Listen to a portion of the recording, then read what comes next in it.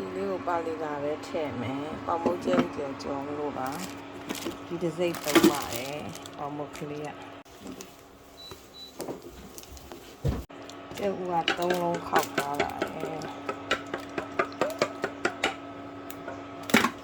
ကျော်ရပါရှင်ဒီလေးစိတ်လိုက်မယ်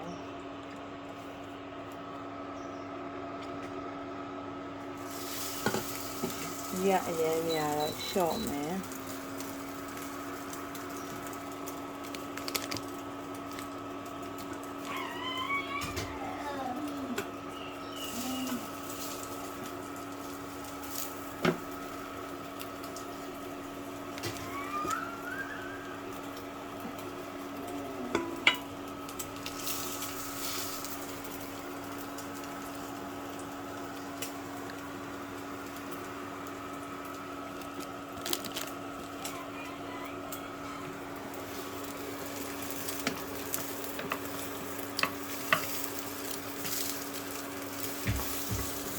ว่าปลาหมึกเจียวสีဒီအများကြီးအီနဲ့စီနစ်နစ်ကြီးမကြိုက်ဘူးစီမကတ်အိုးနဲ့စီလေးပါလေးကလည်းထည့်ကြပါ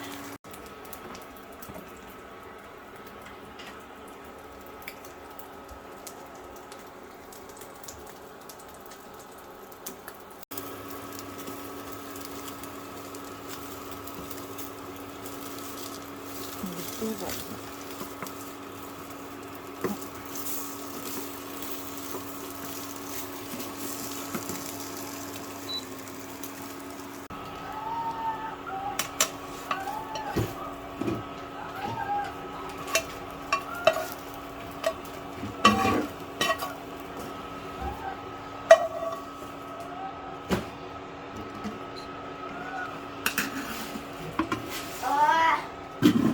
ဒီဆိုတော့အရသာရှိတဲ့ပေါင်မုတ်ကျုပ်လေးရပါပြီရှင်